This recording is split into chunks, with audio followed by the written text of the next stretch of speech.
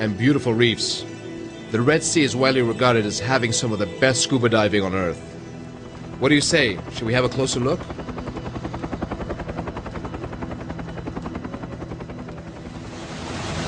Wow, what a great day. Hi, Peter. How you doing? I'm okay. So where are we going today? Well, we're going to head down south towards the Saudi border.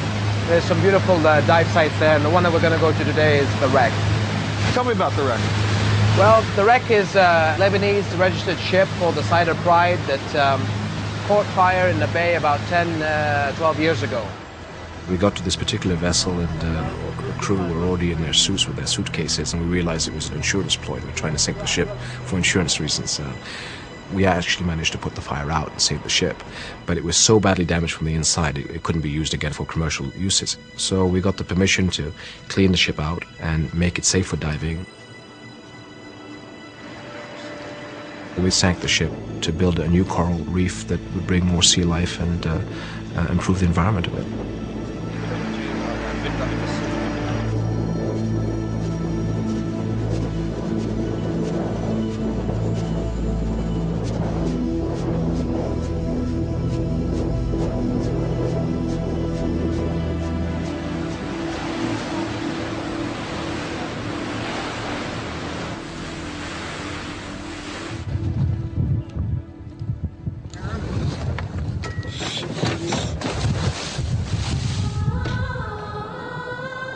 It takes a few minutes to get down to the wreck.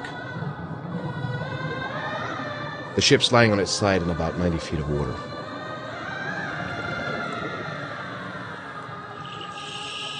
I always go to check to see how much, coral has grown and the abundance of sea life that's now developed around this particular wreck.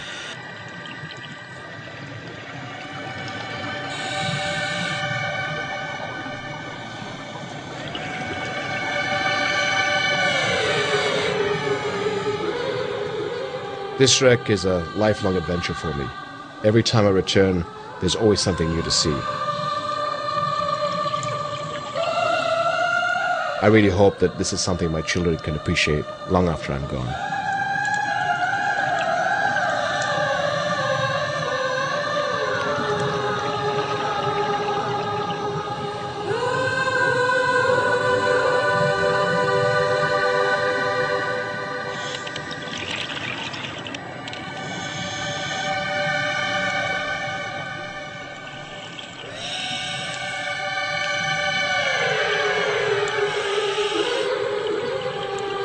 Diving in the Red Sea, you're never quite sure what you'll find.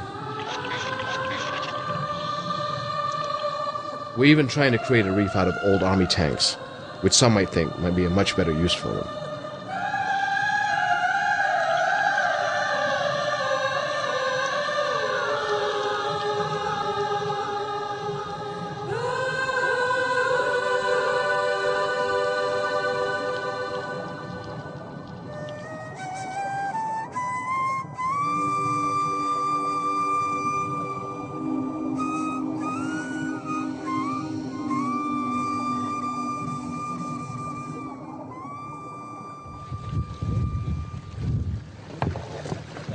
There's a lot more fish there than there's been a year ago.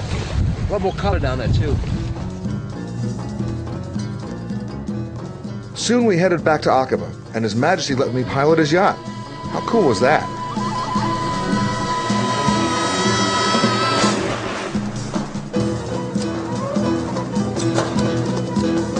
Hey, who's the guy on the jet ski? That's another one of my brothers, Prince Faisal. Is everyone in the royal family a daredevil? Well, let's just say we like calculated risks. But speaking of family, I've got some people I really want you to meet. His Majesty, a dedicated family man, will often commute even for a few hours just to see Queen Rania and his children. And while they love the beach here in Aqaba, he has a special treat for the family. You guys hold it together. Yeah, there you go. The king has promised the kids a ride in this old Chinese motorcycle and sidecar. Hello, Your Majesties. Peter, this is my son Hussein, Nice to meet you. and this is my daughter Iman. Hi. I think I'll just flirt with her for a while. The baby is Salma, and this is going to be her first motorcycle ride. No, no. Okay, she's getting a bit bored. Let me take it out.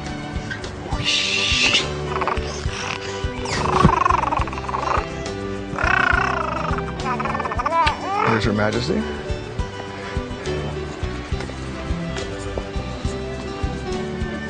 Oh, how are you?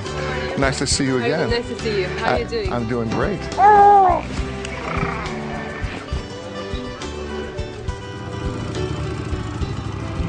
It's nice that it's safe enough here in Jordan that we can do these things without being totally surrounded by security.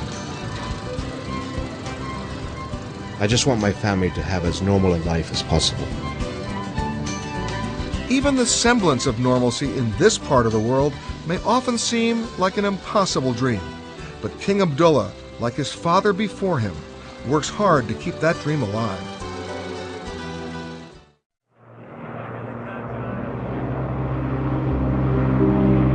A couple hours north of Aqaba by car or a few minutes by helicopter is a surreal landscape.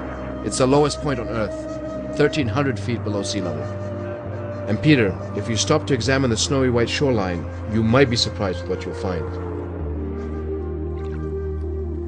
The water has a strange, oily consistency, but it does have special healing properties.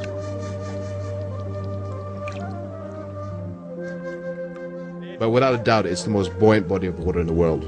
It's the Dead Sea, so named because it's so salty and absolutely nothing will grow here. After your morning swim in the salty sea, you have to rinse off with fresh water. So I'm taking you nearby to the spectacular Mujib River for a little whitewater adventure.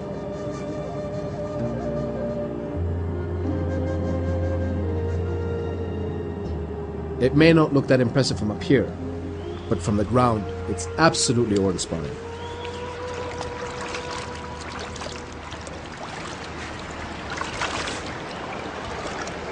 Your Majesty, where are we going? We're going straight up that canyon right there. And where are we? Well, this is the Mujib River, the Jordanian Grand Canyon, so to speak. I mean, it's really beautiful. It is beautiful, and it's probably one of the most beautiful places in Jordan. However, for the extreme adventure traveler, it is very treacherous terrain. Now, I heard you say the words extreme adventure. So, Your Majesty, I'm going to take your word on that, and I'm probably going to hang back here. Okay. Have a good time. See you later. You got it.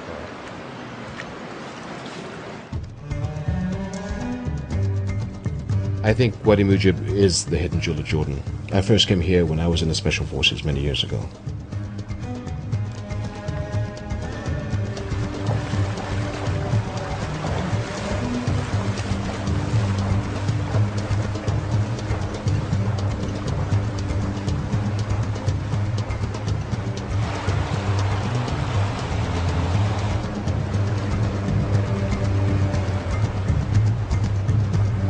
Traveling down this canyon where you know very few people have been through. It was covered with cobwebs. There were birds nesting on the ground. We could go and pick them out. They weren't used to people. The fish in the stream you could pick up with your hands. So you come around a corner and the hair stands up on the back of your neck because you see this rock formation or site that you've never seen before in your life. And it does take your breath away. And there's certain designs in the rocks that you wonder how that happened. Canyon itself is really magical place to trek.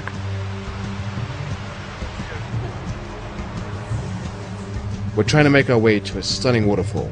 This is one of the places I trained when I was a young officer.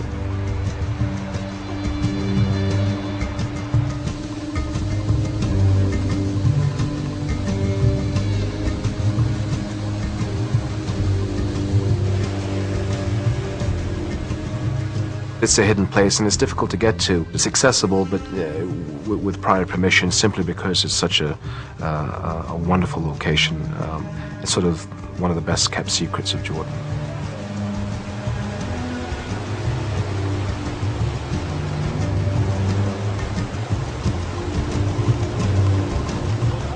It's arduous, and one has to be careful, especially in the springtime and the winter because of the rains.